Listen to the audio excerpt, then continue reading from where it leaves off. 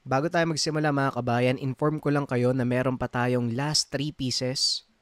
Tignan na lang sa screen. Ito yung pangil ng baboy ramo na may kasamang gabay medalyon. Ang bisa nito, kabal sa katawan at pampalakas ng katawan. Kung sakaling interesado kayo mga kabayan, nasa comment section ang link para maka-order. Again mga kabayan, last 3 pieces na lang tayo. Ang susunod na stock na to, hindi ko alam kung next month or next month pa uli magkakaroon. Huwag na nating patagalin pa. Simulan na natin ang kwento.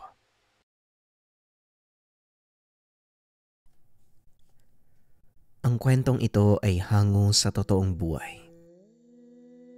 Mula ito sa isa nating kabayan na itago na lang natin sa pangalang Bravo. Walang eksaktong taon, probinsya ng Masbate. Nang mga panong ito, kilalang manggagamot sa bayan ng Mandaon itong si Bravo. Nasa edad 25. Naging biyasa ito sa panglulunas ng mga sakit na dulot ng elemento. Ang madalas kinukonsulta sa kanya ay kulam. Dinarayo ng mga tao mula sa malalayong lugar ang binata dahil sa kakaibang kakayahan nito sa panggagamot. Ngunit lingid sa kaalaman ng lahat na may madilim na nakaraan ng binata. Sa edad na 18 taon, naulila ito sa mga magulang. Pinatay ng taong bayan ang ama dahil sa salang pambabarang. Ang kanyang ina naman, namatay sa karamdaman noong sanggol pa lamang si Bravo. Pinatay ng kanyang ama ang kanilang kapitan dahil na din sa panggigibit nito sa ilan nilang kababaryo. Aatras tayo ng 20 taon. Masayang namumuhay si Mang Ruben sa kanilang pamayanan. Halos lahat ng tao ay kilala ito dahil na din sa kabaitan at taglay na kahusayan sa panggagamot. Maliit pa lamang si Bravo, iminulat na ito ng kanyang mga magulang sa katotohanan ng kanilang pamumuhay. Palaging sinasabi ni Mang Ruben na sila ay mula sa angkan ng mga mambabarang at mahabang panahon na nilang inaalagaan ang lihim. Ito ang tatandaan mo, Bravo. Balang araw, ikaw ang magmamana ng kakayahan ko. Ayokong gamitin mo ito sa pananakit ng kapwa. Wika ni Mang Ruben. Hindi po ba masama yung pambabarang? Ibig sabihin, masama din po tayo? Tanong ng nooy paslit pa na si Bravo. Hindi nakabatay sa kaalaman ng tao ang kanyang pagkatao. Kahit ano pa man ang nalalaman mo, basta ginagamit mo ito sa kabutihan at hindi ka nakakasakit ng kapwa, hindi ka masama. Pero sa oras na manakit ka gamit ang kaalamang iyon, ibang usapan na yun, anak. Kaya pagdating ng panahon, ikaw ang magmamana ng kakayahan ko. Gamitin mo ito sa kabutihan. Tugon ni Mang Ruben. Nakikita ni Bravo ang ginagawa ng ama, lalo na ang pagtulong nito sa mga kababaryo. Kahit hindi ito tumatanggap ng bayad sa panggagamot. Ni minsan, hindi nakaranas ang pamilya na magutom. Araw-araw ay may nagbibigay ng prutas sa kanila, gulay at mga hayop bilang pasasalamat sa pagtulong ni Mang Ruben sa mga tao. Ngunit kahit anong kabutihan ang ipakita ni Mang Bravo sa mga taga-baryo, merong iilan na minamasama ito. Kagaya na lang ng Kapitan del Barrio na itago na lang natin sa pangalang Filimon. Madalas itong nakamasid sa labas ng tahanan nila Bravo. Kung hindi naman ay nagpapadala ito ng mga taong nagbabantay at mag-uulat sa kanyang mga kaganapan. Tay, andyan na naman po sa labas ng bahay yung mga tauhan ni Kapitan. Bakit po ba nila kayo binabantayan? May nagawa po ba kayong masama? Tanong ni Bravo. Huwag mo silang alalahanin, anak. Dahil kahit ano pang gawin nila, wala silang makikita dahil wala naman tayong ginagawang masama. Halika dito. Tulungan mo ako sa isa nating pasyente. Wika ni Mang Ruben. Katuwang nito ang paslit sa panggagamot bilang taga-abot ng mga kailangan. Sa ganung paraan, napag-aralan ni Bravo ang mga pamamaraan, maliban na lang sa mga komplikadong gawain, kagaya ng pagpapasanib o pagpapalayas ng mga elemento. Wala ding naging kaibigan si Bravo, kaya naman mas tinuon nito ang pansin sa mga itinuturo ng ama. Sa paglipas ng taon, lalong tumataas ang antas ng kaalaman ng paslit. Hanggang sa sumapit na ito sa edad na 18. Dito na nagkaroon ng pagkakataon si Bravo na magamot ang pinakauna nitong pasyente. Isang batang lalaki ang dinala sa kanilang tahanan na halos wala ng buhay. Sa unang tingin ay parang natutulog lang ito. At dahil wala si Mang Ruben ng mga oras na yon, sinabihan ni Bravo ang mga panauhin na bumalik na lamang. Pakiusap, Ingo. Malayo pa yung pinanggalingan namin eh. Wala na kaming perang pamasahe. Kung pababalikin mo pa kami, malamang sa mga oras na yon, hindi na din namin maagapan ang buhay ng anak ko. Kaya sana hayaan mo kaming antayin si Mang Ruben. Wika ng matandang lalaki. Ang pangalan nito ay Pilo. Nang mga sandaling ito, binata na si Bravo. Ay nako, hindi ko po kasi tiyak kung kailan babalik si tatay eh. Pero sige po, kung talagang alanganin na yung pag-uwi nyo, pwede naman po kayo mag-intay. Tugon ni Bravo. Kaso nga lang papalubog na ang araw, hindi pa rin dumarating ang ama. Kita ng binata ang pag-aalala sa matandang lalaki. Nakaramdam ito ng awa. Mawalang galang na po, Manong. Kung hindi nyo po mamasamain, maaari ko bang malaman kung ano nangyari sa pasyente? Tanong ni Bravo. Hindi ko rin alam kung anong totoong nangyari. Pero dumayo sa piyesta yung anak ko. Pagsapit ng gabi pag uwi nila, inaapoy na siya ng lagnat. Kinabukasan, doon na nagsimulang manghina ang kanyang katawan. Hanggang sa nawala na siya ng ulirati. Ilang araw nang ganito ang anak ko. Pinatignan na namin sa mga doktor pero wala naman silang nakitang problema. Si Mang Ruben lang talaga ang aming pag-asa. Wika ni Pilo. Dagdag pa nito, halos maubos na din ang kanilang inipon dahil sa pabalik-balik ng ospital. Sa hindi malamang dahilan ay tila may nag-udyok sa kanya na tignan ang pasyente. Nung una ay hindi pa pumayag ang ama. Ngunit kalaunan, nakumbinsi din ito lalo pa nang dumating ang kaibigan na itago na lang natin sa pangalang Agustin. Naku, Manong, kung hindi nyo na itatanong, katuwang ng tatay niya tong si Bravo. Kaya hayaan nyo po siyang tignan yung pasyente. Baka sakaling kaya niyang gamutin. Wika ni Agustin. Kahit papaano po, may natutunan naman ako kay tatay. Hayaan nyo kung tignan ang anak nyo. Wika ni Bravo. Kaagad nagpaubaya ang matanda. Pagkahawak pa lang ni Bravo sa pulso nito, kakaibang pakiramdam ang sumalubong sa kanya. Manong, may kung anong nananahan sa katawan ng anak nyo. Unti-unti nitong sinasakop ang kanyang pagkatao. Maaari ko po bang malaman, maliban sa pagkakaroon ng mataas na lagnat, ano pang napansin niyo sa kanya? Tanong ni Bravo. Oo nga pala, meron siyang dalang kawayan na parang nginatngat ng aso.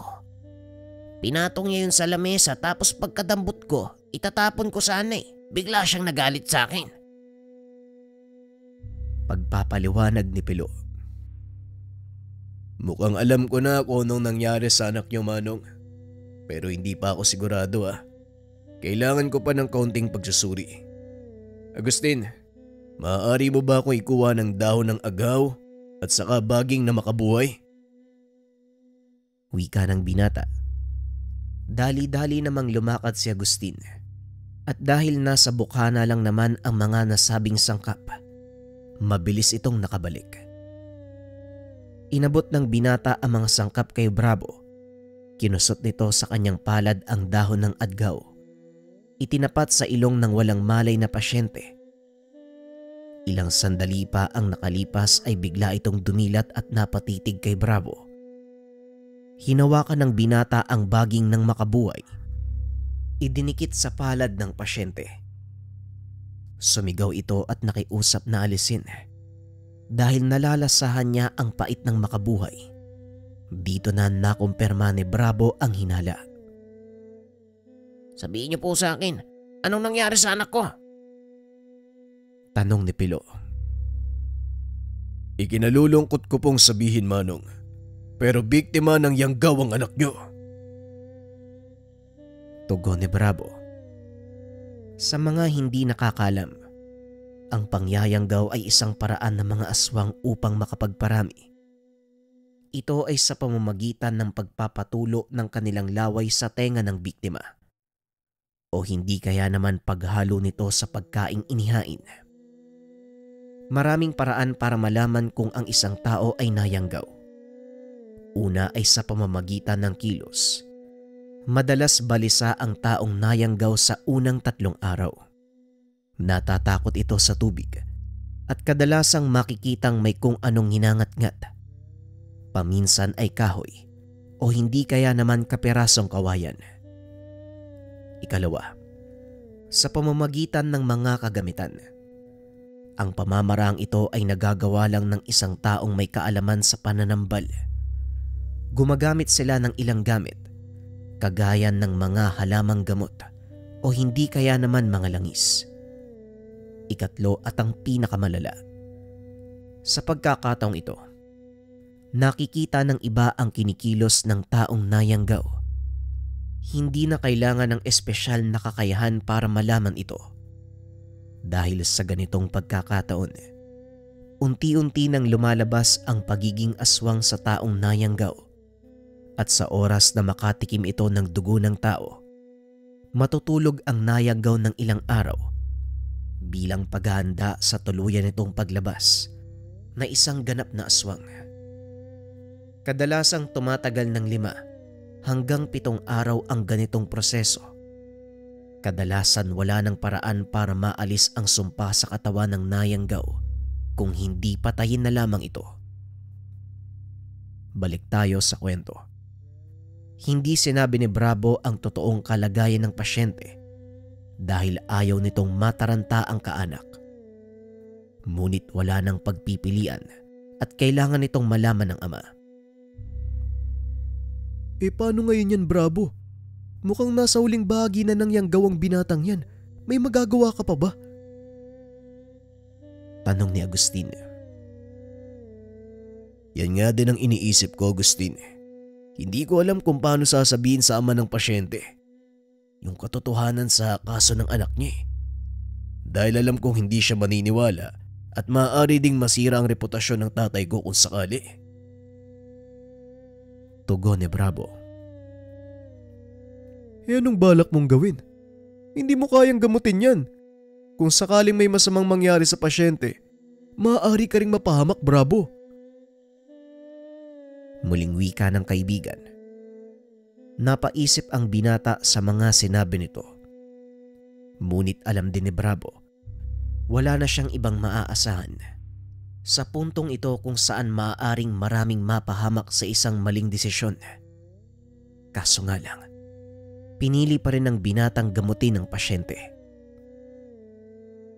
Gagamutin ko siya, Agustin. Kahit papano naman may naturo sa akin si tatay tungkol sa ganitong kaso eh. Ang problema nga lang, wala akong sapat na karanasan. Patnubayan nawa ako ng mga ninuno ni tatay. Wika ni Bravo. Naku po, mukhang malaking gulo yung haharapin mo ah. Bakit kasi hindi mo nalang antayin si Mang Ruben eh? Kinakabahan na ako sa iyo eh. Wika ni Agustin. Huwag kang mag-alala. Ako ang nagdesisyon, kaya ako ang sasalo ng pananagutan. Matapos mag-usap ng magkaibigan, kaagad nang tumuloy si Bravo sa sala kung saan nag-aantay ang mag-ama. Tinignan ni Bravo ang pasyente. Bagaman nakadilat ang mga mata nito ay hindi pa rin kumikilos. Ipinaliwanag ni Bravo ang totoong kondisyon ng pasyente at halos gumuho ang mundo ng matanda dahil hindi nito lubos akalaing magiging ganap na aswang ang kaisa-isang anak. Pakiusap, tulungan mo yung anak ko, marami pa siyang pangarap sa buhay. Ayoko mauwi sa wala lahat ng yon. Pakiusap ni Mang Pilo. Hindi ako mangako, Manong. Pero gagawin ko ang lahat para matulungan kayo. Sandali lang. May kukunin ako mga gamit. Wika ni Bravo. Pumasok ito sa silid ng kanyang ama. Hinanap ang ilang gamit sa pag-asang naiwan ito. Napangiti ang binata nang makita ang kahong nilalagyan ng kagamitan ng kanyang ama. Dali-dali niya itong kinuha. Lumabas ng silid at inilapag ito ng binata sa mesa. Tila kusang pumapasok sa kanyang isipan ang lahat ng dapat gawin. Nagawa pa nitong ipaliwanag sa ama ng pasyente ang mga maaaring mangyari. Kinuha ng binata ang isang bote na naglalaman ng langis. Ipinahid niya ito sa noo at tiyan ng pasyente. Naglagay ng kaunting kutsara at pinainom. Nung una ay tila walang nangyari. Ngunit kalaunan ay unti-unting kumilos ang pasyente. Hinawakan ni Bravo ang noo nito upang pigilan sa pagbangon at ang sunod na ginawa ng binata. Nag-usal ng mga dasal. Ilang ulit na inihip sa noo ng pasyente. Nagsisimula ng maramdaman ng nilalang ang ginagawa kong parusa. Agustin, kakailanganin ko ng tulong mo dito. Maaari mo bang kunin ang mga lubid na nasa kusina? Wika ni Bravo sa kaibigan. Tarantang umalis si Agustin para kunin ang lubid. Itinali ng binata ang paa at kamay ng pasyente para hindi ito makawala. Dahil sa oras na makakuha ito ng pagkakataon, kaagad itong tatakas. Ngunit nakailang ulit na ang binata sa kanyang proseso. Tila hindi pa rin sumusuko ang yanggaw. Pagpahingayin mo muna kaya yung pasyente. Baka hindi niyan kayanin yung proseso. Wika ni Agustin. Napagtanto ni Bravo na tama ang kaibigan. Anong nangyayari sa anak ko, iho? Kumusta siya? Tanong ni Mang Pilo. Sa ngayon po, kailangan niya magpahinga. Baka hindi kayanin ng katawan niya ang susunod na proseso. Hindi na tumatalab sa kanya mga dasal na karaniwan naming ginagamit. Pero may susubukan akong paraan. Medyo komplikado kasi pati ako maaaring mapahamak sa prosesong yun. Kaso wala na akong magagawa. Kailangan tanggalin ang anumang nasa katawan ng anak niyo. Tugon ni Bravo. Kaagad itong kinausap ni Agustin dahil alam ng kaibigan ang binabalak ng binata. Huwag mo sabihin gagamitin mo yung bertud ng tatay mo. Tandaan mo ang sinabi ni Mang Ruben. Hindi mo pwedeng gamitin ang bertud ng ibang tao, lalo na kung hindi pa napapasa sa'yo. Wika ni Agustin. Alam ko, Agustin. Maaari ako mamatay sa gagawin ko. Pero wala na akong pagpipilian. Kung hindi ko gagawin ang bagay na to, maaaring marami ang mapahamak. Kaya mas pipiliin kong magsakripisyo. Tugon ni Bravo.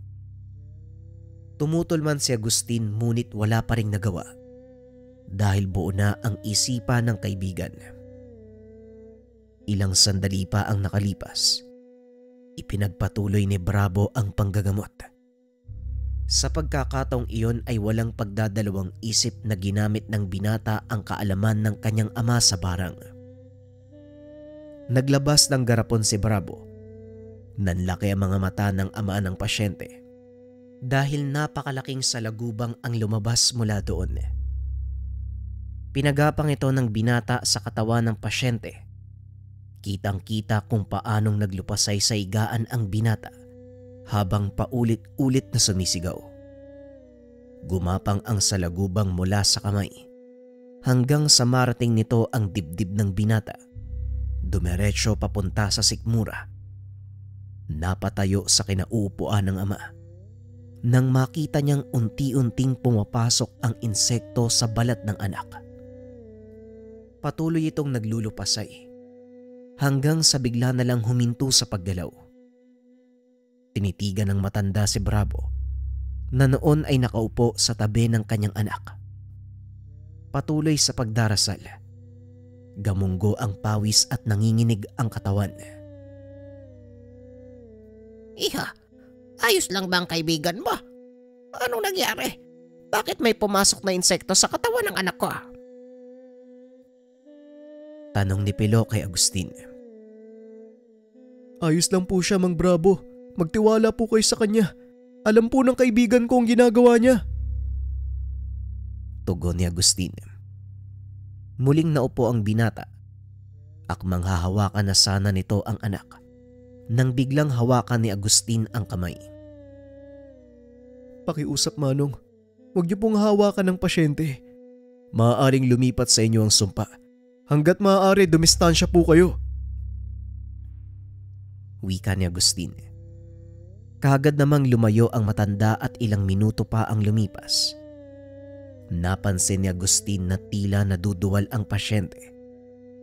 Dali-dali itong kumuha ng planggana at inilagay sa tabi ni Bravo. Maya-maya pa bumitaw na ang binata sa pag-uusal. Marahang pinabangon ng pasyente. Pagkaangat ng katawan nito ay bigla itong nasuka. Lumabas sa bibig ng binata ang namuong dugo. Kasunod ay napakalapot na itim na likido. Ang mas lalo pang kinagulat ni Mang Agustin, ang paglabas ng patay na ibon. Halos kasing laki ng kamao. Kulay itim ang balahibo at may hahalin tulad sa uwak. Bumagsak ito sa palanggana. Ilang minuto pa ang lumipas. Lumabas din sa bunganga ng binata ang malaking salagubang na ginamit ni Bravo. Dali-dali niya itong dinampot at ibinalik sa garapon. Agustin, kalasin mo ang tali sa kamay at paa ng pasyente. At sa Manong, pakipunasan po ang kanyang katawan. Wala na po kayong dapat alalahanin. Ligtas na po ang anak niyo. Anumang oras ay gigising na siya. Wika ni Bravo. Hindi nga ito nagkamali dahil ilang minuto lang ang nakalipas. Kumilos ang binata at tinawag ang kanyang ama. Hindi ko alam kung paano ko magpapasalamat. Ang buong akala ko, wala nang pag-asang gumaling ang anak ko. Kulang ang pasasalamat para tumbasan ang kabutihang ginawa niyo. Pero maraming salamat pa rin. Tugon ni Pilo habang nakaluhod sa harap ni Bravo. Tumayo po kay Manong. Ginawa ko lang po ang karapat Naputol ang pagsasalita ni Bravo dahil biglang bumukas ang pintuan. Nagulat sila nang makita kung sino ang dumating. Ay, magaling, Bravo. Pinatunayan mo sa aking talagang handa ka na. Kitang-kita kong ginawa mo. Masasabi kong wala nang agam-agam sa aking isipan. Wika ni Mang Ruben. Pero tay, pasensya na po kayo kung pinakialaman ko yung gamit nyo ha. Ginawa ko lang po yung sa tingin kong tama. At kung paparusahan niyo po ako, handa po akong tanggapin yun. Tugon ni Bravo. Nakapagligtas ka ng buhay eh. Bakit kita paparusahan? Wika ng ama. Tuwang-tuwa si Bravo ng mga sandaling iyon. Dahil sa kauna-unahang pagkakataon, nagawa nitong makapanggamot nang walang pag-alalay ng kanyang ama. Ang tagumpay na yon ang naging dahilan para makilala ang binata sa larangan ng panggagamot. Simula ng araw na yun, lalo pang dumami ang pasyente ng mga ito. Hinati nila Bravo ang mga gawain. Maayos namang nagagampanan ng binata ang kanyang tungkulin. Hanggang sa isang araw may lumapit sa kanilang kababaryo. Kinausap nito si Mang Ruben. Hindi sinasadyang narinig ng binata ang usapan ng mga ito. Sobra na yung pang-aapi sa amin ni Kapitan Filemon. Grabe siya maggipit kasi hindi kami sang-ayon sa gusto niyang mangyari. Hindi ko din alam kung tama ba yung sasabihin ko sa'yo, Mang Ruben. Sana bigyan mo ng leksyon ng Kapitan. Taniman mo ng sakit. Wika ni Ponso. Alam mong labag sa alituntunin naming mga manggagamot ang gusto mo mangyari, Ponso. Hindi ko ginagamit ang aking kakayahan para makapanakit. Tugon ni Mang Ruben. Pero Mang Ruben, sobra-sobra na yung pang-aapi sa amin ng Kapitan. Halos natatakot na ang mga anak ko lumabas ng bahay. Pinagbabantaan sila. Tinatakot eh. Muling wika ni Ponso. Ganun ba o? Sige, titignan ko kung anong pwede kong magawa. Matapos ang pag-uusap ay kagad nang umalis ang kababaryo. Kinuha naman ni Bravo ang pagkakataon upang tanungin ang ama. Tay, tama ba yung narinig ko? Humingi ng tulong sa'yo yung taong yun. Tanong ni Bravo. Wala namang bago doon, anak eh. Palagi namang may humingi ng tulong sa atin, diba? Tugon ng ama. Narinig ko yung sinabi niya, tay. Gustong ipahamak ng taong yun ng Kapitan at pumayag naman kayo. Wika ni Bravo. Hindi ako pumayag sa gusto niyang mangyari, Bravo. Sinabi ko lang natitignan ko kung anong magagawa natin. Alam mo ang alituntunin ng ating kakayahan. Sumumpa ako na kailanman ay hindi mananakit ng kapwa, lalo na kung walang masamang ginagawa. Pag-uusap ng mag-ama. Hindi na nakapagsalita pa si Bravo dahil alam niyang magagalit si Mang Ruben kung patuloy niya itong kukulitin. Nang mga sumunod na araw, patuloy na pinakikiramdaman ng binata ang kilos ng ama. Nakita nitong wala namang ginagawa si Mang Ruben.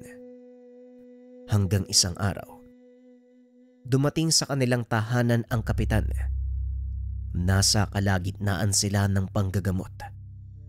Napakaraming tao ang nagtipon sa bakuran. Ang ilan sa mga ito ay mula pa sa malalayong lugar. Pansin din ng kapitan ang magagarang sasakyang nakaparada sa mismong daanan. Kapitan Filemon, anong may paglilingkod ko sa inyo? Ay pasensya na ha. Medyo abala kami ng anak ko sa panggagamot. Wika ni Mang Ruben. Magandang umaga sa'yo, Mang Ruben.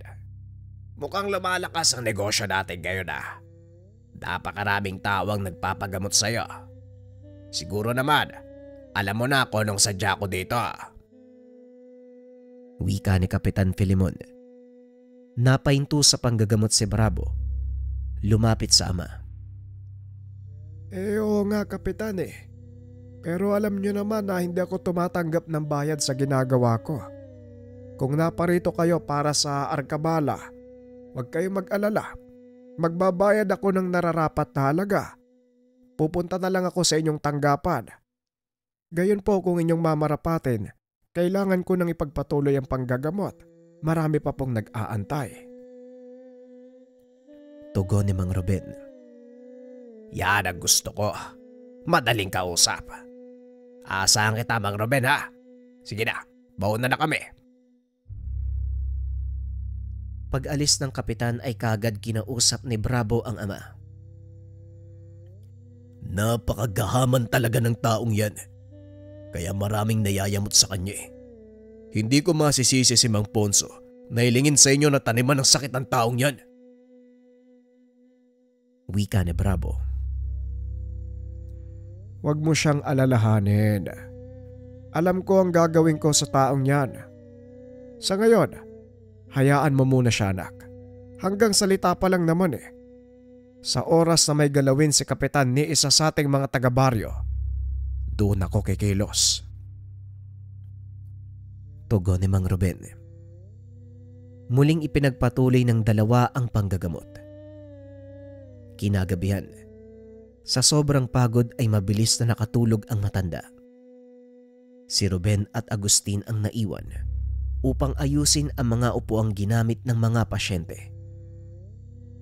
Dumating ang dalawa sa mga tauhan ni Kapitan, sina Ambo at Badong. Hinanap ng mga ito si Mang Ruben. Nasaan si Mang Ruben? Gusto siyang kausapin ng Kapitan tungkol sa ipinangako niyang arkabala. Wika ni Badong. Pasensya namang Badong ha, nagpapahinga na si tatay. Hayaan po ninyo, bukas sasabihin ko sa kanya. Tugon ni Bravo. Ngayon namin gustong kausapin ang tatay mo. Kaya gisingin mo siya.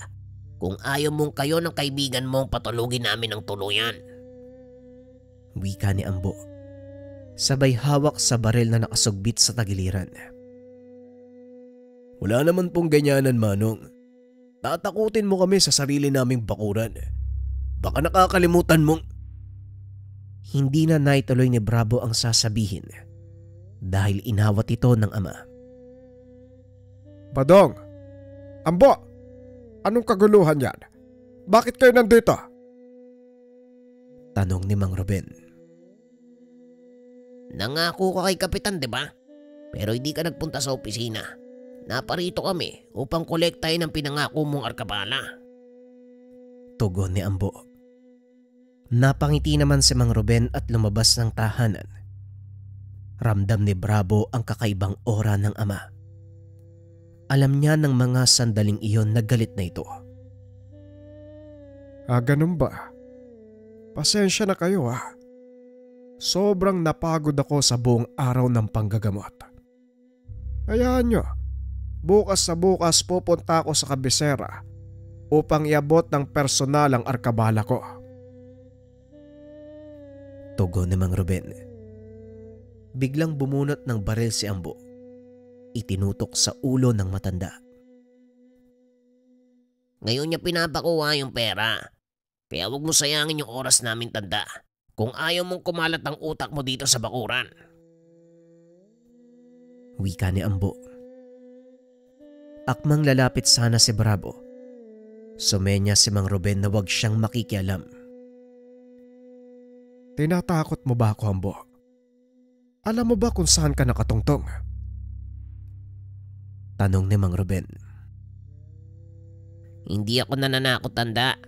At sa oras na hindi mo ibigay ang hinihingi namin, sisiguraduhin kong hindi ka na makakapanggamot. Yon ang utos sa akin, Kapitan. Wika ni Ambo. Napailing na lang si Mang Ruben. Hinawi ang baril na nakatutok sa ulo niya. Alam mo ba kung ano ang kinakarap mo, Ambo? Sana lang wag kang gumawa ng bagay na maaaring ikasira ng samahan natin. Magkababaryo tayo eh. Sandali lang ha. Kukunin ko ang pera. Wika ng matanda. Pumasok ito sa tahanan at ilang sandali lang. Lumabas ito na may dalang malaking supot na punong-puno ng barya. O ayan, hindi ko na binilang. Pasensya na ka mo ha. Barya lang ang binibigay ng mga tao bilang pasasalamat. Tugon ni Mang Ruben. Yun. Madali ka naman palang kausap, tanda. Sige na, ako nang bahalang kumausap kay Kapitan. Hanggang sa susunod na buwan, ha? Wika ni Ambo. Kagad na silang umalis ng tahanan. Bakit hindi ka lumabantay? Kamuntikan ka ng patayin ng taong yun Tanong ni Bravo. Maliit na bagay lang ang hinihiling nila, Bravo. Ayoko magsayang ng buhay dahil lang sa pera. Sige na, tapusin nyo na mga dapat ligpitin at magpahinga. Bukas marami pa tayong gagawin. Tugon ni Mang Ruben. Kagad na itong pumasok ng tahanan. Hanga din ako sa pasensya ng tatay mo, Bravo. Biruin mo, nasa bakuran niya ginanon siya. Pwedeng-pwede niyang saktan yung mga yun eh. Wika ni Agustin. Ewan ko nga dyan kay tatay eh. Ay nako, hayaan mo na. Tapusin na lang natin to. Matulog na lang tayo, gagabihin ka na eh. Tugon ni Bravo. Matapos ang pag-ayos, kagad nang nagpaalam si Agustin. Kinabukasan maaga itong dumating. Nanlaki ang mga mata ni Bravo dahil punong-puno ng pasa ang mukha ng kaibigan. Nakabenda ang kaliwang braso nito. Anong nangyari sa'yo? Napaaway ka ba kagabi? Tanong ni Bravo. Hindi, Bravo. Tinambangan ako ng mga tauhan ni Kap. Binugbog nila ako kagabi. Hindi ko nga alam kung ano yung kasalanan ko eh. Wika ni Agustin. Napagtanto ni Bravo na nadadamay ang kaibigan sa ginagawa ng kapitan. Kaya kagad nitong kinausap si Mang Ruben. Sobo-sobra na talaga ang mga taong yan. Maging ang mga walang malay ay napapahamak. Bravo! Isara mo ang bakuran. Hindi tayo tatanggap ng pasyente ngayong araw. May gagawin akong importante. Wika ng matanda. Sinara ni Bravo ang bakuran, maging ang kanilang pintuan. Matapos ay may kung anong kinuha ang matanda sa ilalim ng sapin ng kanyang higaan. Isa itong maliit na tela na may nakasulat na kung ano. Sumama kayong dalawa sa akin. May pupuntahan tayo. Wika ng matanda. Dali-dali namang nag-ayos si Bravo at sinundan ng ama. Nagtaka ang magkaibigan dahil dinala sila ng matanda sa loob ng kawayanan. Bumunot ng itak si Mang Ruben at ginamit ito bilang pangtapik ng mga puno ng malalaking kawayan na kung tawagin ay butong. Ang butong, para sa kaalaman ng lahat, isang uri ng kawayan na walang tinik. Ngunit punong-puno ng maninipis na buhok ang katawan nito. Sa pagtagal ng panahon ay nawawala din ang mga ito, na siyang palatandaan na handa ng putulin ang puno. Patuloy na tinatapik ng matanda ang bawat nadadaan ng kawayan, hanggang sa uminto ito sa partikular na puno. Kagad itong pinutol ng matanda at biniyak. Tumambad sa dalawa ang malalaking salagubang. Kamukha ito ng ginamit ni Bravo, ngunit mas malaki ang mga nakuha ng kanyang ama sa buho ng kawayan. Masyado nilang sinasagad ang pasensya ko. Pues maganda sila sa kabayaran ng mga ginawa nila. Wika ni Mang Ruben. Sa pagkakataong iyon, ramdam ng binata ang matinding galit ng ama. Hindi malaman ni Bravo kung matatakot ba o matutuwa sa mga nangyayari. Kakaibang aura ang naaninag ng binata sa ama. Alam niyang hindi ito ang karaniwang aura ng matanda. Ilang sandali pa ay gumapang na palayo ang mga uwang. Ang ilan ay humukay pailalim. Ang ilan naman ay lumipad. Ngunit may isang bukod tanging nagpaiwan.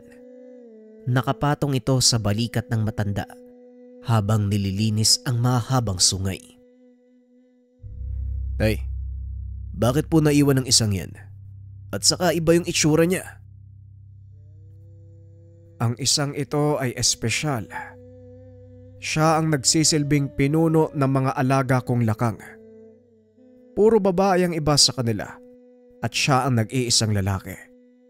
Sa kanya nagmumula ang kakayahan kong utusan at manipulahin ang iba pang uri ng salagubang.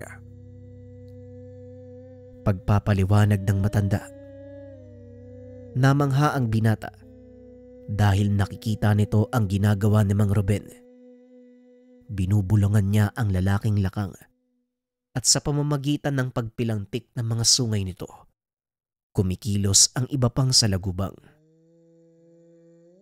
Pinili ng tatlo na manatili sa loob ng kawayanan dahil mas ligtas sa lugar na ito para hindi na din sila makita ng mga taong magpapagamot. Bravo at Agustin, makinig kayo.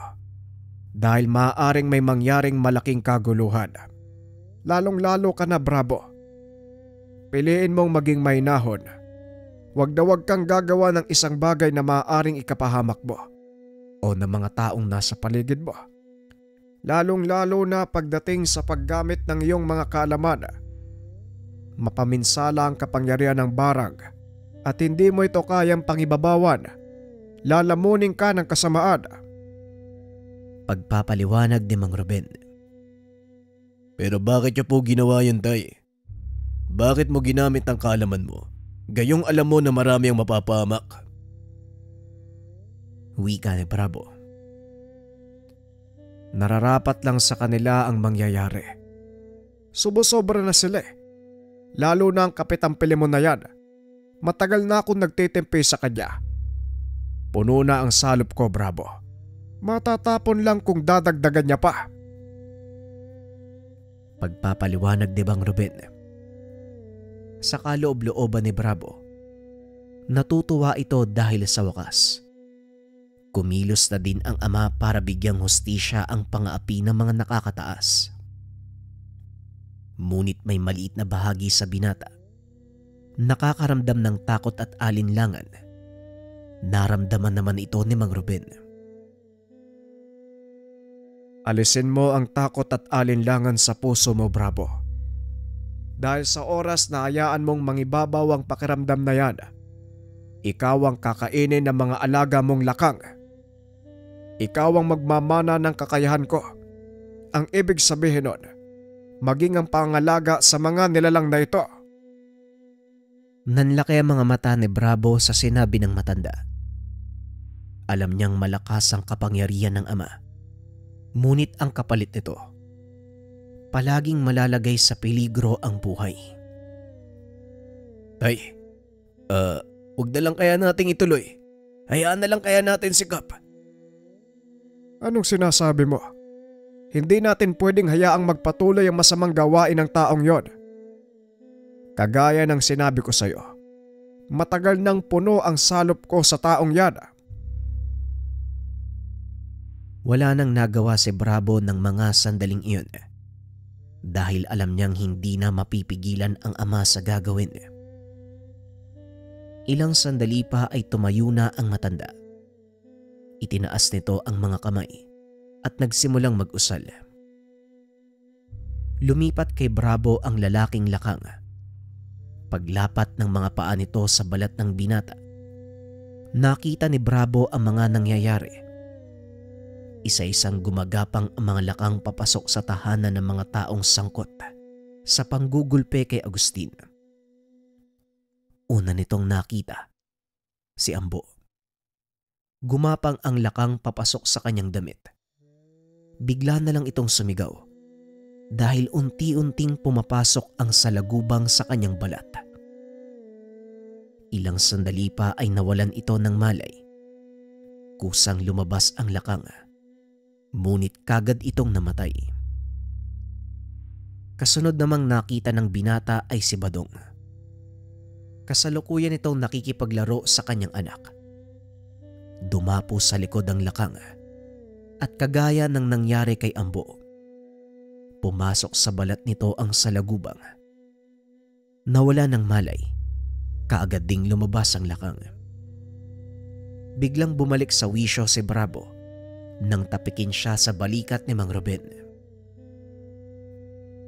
Nakita mo kung ano nangyari. Pamahamang tawag sa ritual na yan. Tapos na tayo dito. Bumalik na tayo sa bahay. May mga taong nag-aantay sa atin. Wika ni Mang Ruben. Sa mga hindi nakakalam, ang pamaham ay isang uri ng ritual o pamamaraan ng mambabarang para magtanim ng sakit sa katawan ng kanyang biktima. Nagpapadala ito ng mga salagubang o kahit anong insekto sa tahanan ng biktima. Sa oras na makadapo ang insekto sa katawan nito ay papasok ito sa balat at doon magsisimulang mangitlog. Kalaunan ay nagiging uod na siya namang kinakain ng katawan ng pasyente hanggang sa tuluyan itong bumigay. Balik tayo sa kwento. Habang naglalakad pauwi, napansin ng binatang hindi pa rin umaalis ang lalaking lakang sa kanyang balikat. Nagpapalipat-lipat ito sa magkabilang balikat ng binata. Tay, bakit hindi pa umaalis ang isang to? Tanong ni Bravo. Maaaring tapos na tayo sa dalawang nanggulpe kay Agustin. Pero hindi pa tapos ang gawain nila. Dahil hindi ko pa naaabot ang kapitan. May espesyal akong handog para sa kanya. Tapusin lang natin ang gamutan ngayong araw. Ipapakita ko sa iyo ang ibig kong sabihin. Pagdating sa kanilang tahanan, nakapila na ang mga tao. Humingi ng paumanhin ng matanda sa mga ito. Sinimulan ni Bravo ang panggagamot. Samantalang si Mang Ruben naman ay naupo muna sandali. Pinakikiramdaman ang paligid hanggang sa makita nito ang mga taong hinihintay. Nandito na sila. Ngayon, makakaganti ka na, Agustin. Wika ni Mang Agustin sabay tayo. Nagulat naman si Bravo nang makitang papasok ng bakuran si Badong at Ambo. Akay-akay ang mga ito ng kanilang mga kasamahan. Hindi maipinta ang mga muka.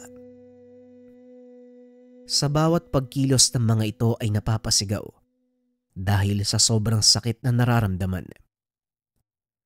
Karaniwang isinasagawa ni Mang Ruben ang pamahama kapag tulog ang biktima. Ngunit sa pagkakataong ito, sinadya niya itong gawin habang gising sina Ambo para maramdaman ang sakit. Tanda, tulungan mo kami. Mukhang nakulam kaming dalawa ni Batong. Wika ni Ambo. Mukhang ang malala na ang kalagayan yung dalawa. Teka, ano ba kasi ang ginawa ninyo at nagkaganyan kayo? Wika ni Mang Ruben at nagkatinginan ang dalawa.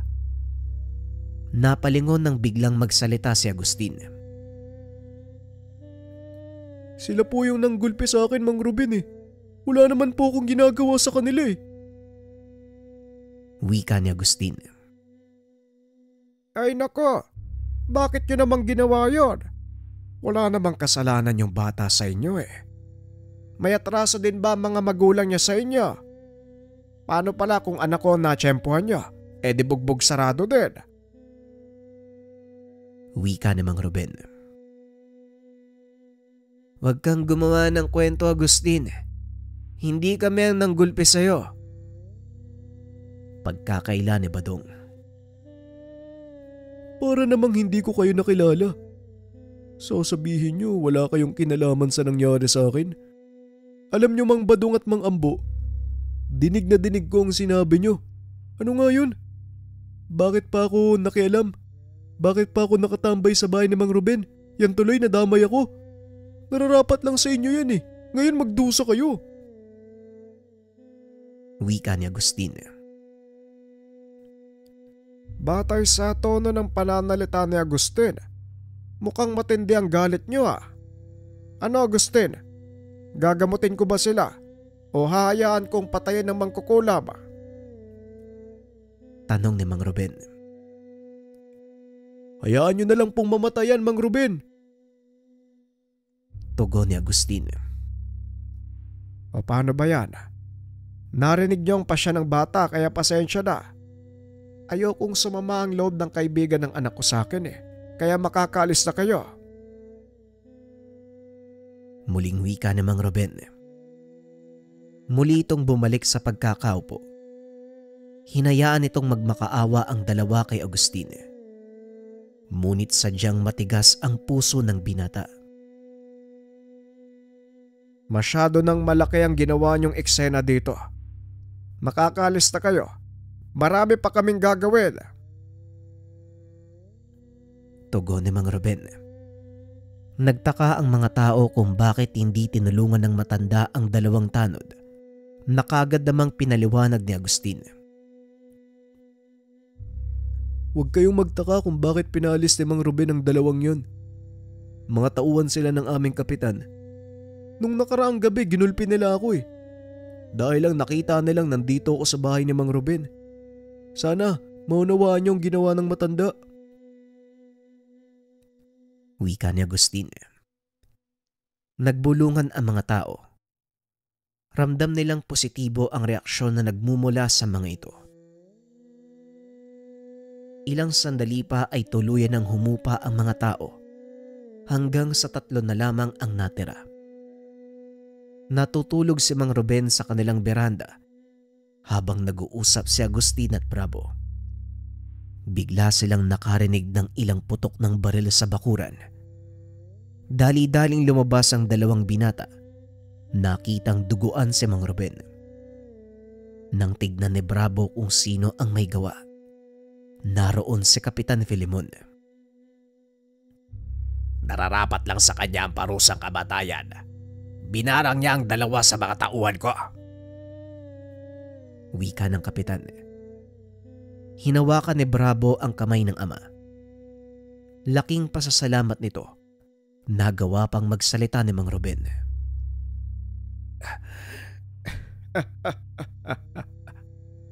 Ito ang sinasabi ko sa iyong sorpresa, Bravo. Manood ka. Wika ni Mang Ruben sabay senyas ng kamay. Lumipad papunta kay Kapitan Filemon ang lalaking lakang na nakadapo sa balikat ni Bravo. Anong ginawa niyo? Bakit hindi ako makagalaw?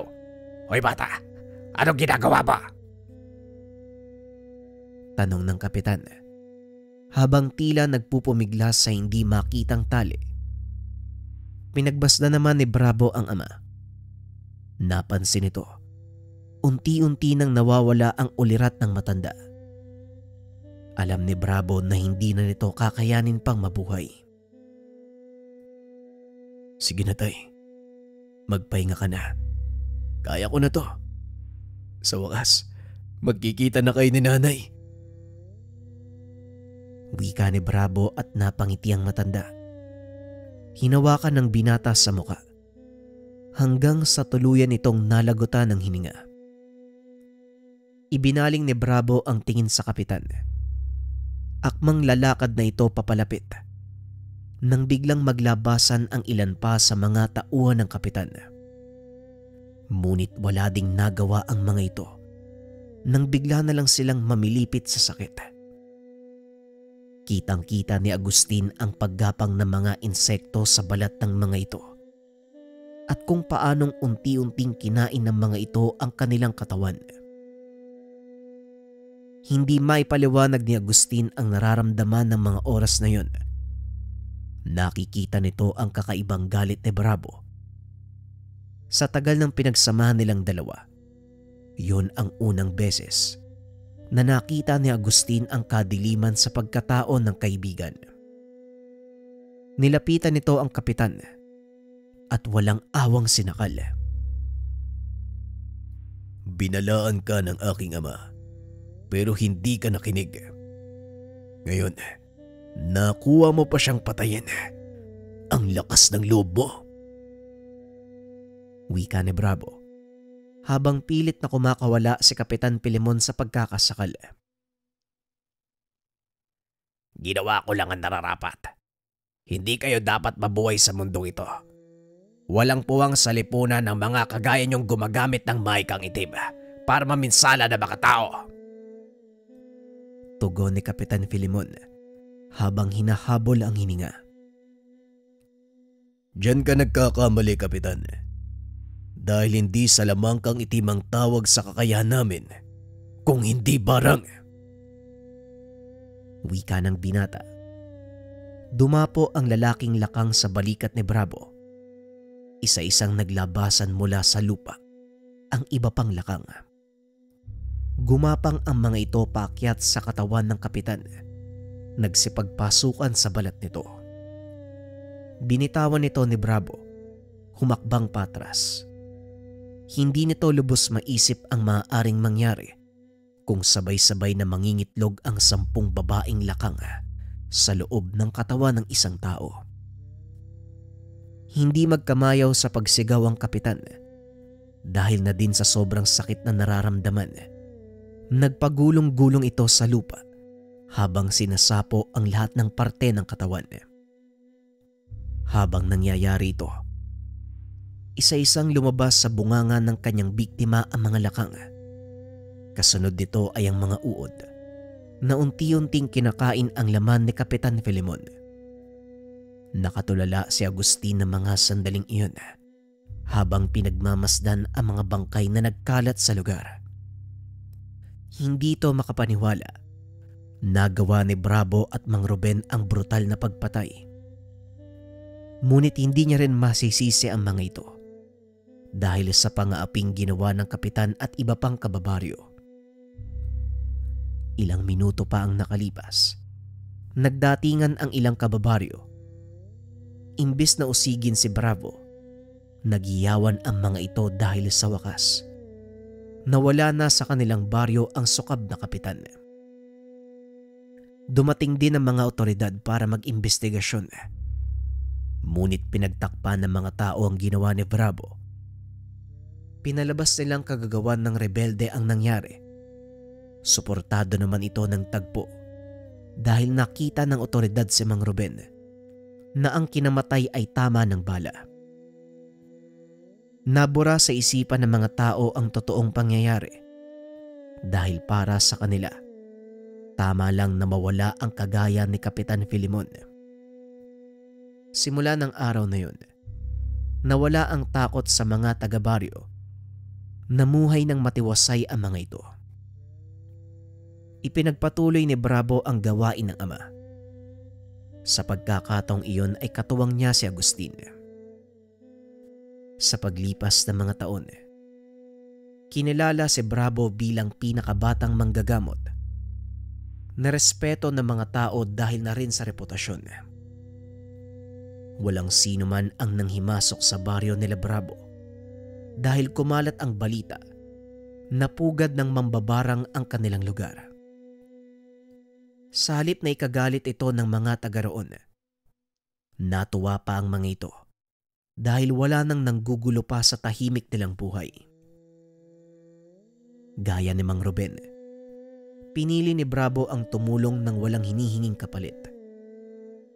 Naging bahagi na ng pamumuhay ng binata ang panggagamot. Hindi ito nakapag-asawa dahil sinaalang-alang nito ang kapakanan ng nakararami kagaya ng bili ng ama. Sa paglipas ng panahon, bigla na lang nawala si Bravo. Walang nakakaalam kung saan ito nagpunta. Maging si Agustin, hindi rin alam kung ano ang nangyari sa kaibigan. Bigla na lamang itong nawala. Ni isang palatandaan ay walang magilap ang mga tao. Ngunit ganun pa man, nanatili ang kanilang pananalig na nasa paligid lang si Bravo at patuloy silang binabantayan. Maging ang mga kabataan sa lugar, taas noong sinasabi na minsan ay tumira sa kanilang baryo ang isang magaling na manggagamot. Samantalang si Agustin naman, bilang naiwang disipulo ng kanyang kaibigan, ipinagpatuloy ang sinimulan ng mag-ama na siyang naging dahilan kung bakit nahatid sa inyo ang kwento ni Bravo at Mang Ruben. Ito ay kwento ng mga nagmamay-ari ng lakang, ang albularyo na mambabarang. Opinyon para sa kwento, mga kabayan, ano? Madalas talaga kung sino pa ang dapat magbigay sa atin ng, alam nyo yun, kaligtasan, kapayapaan, tulong. Sila pa yung minsang nang aapi sa atin eh. Kayo ba? May mga karanasan ba kayo sa ganitong bagay? Kung meron, comment nyo naman. Maligaya akong babasahin yan. Maraming salamat sa pakikinig ng ating kwento. Panoorin ang susunod na video.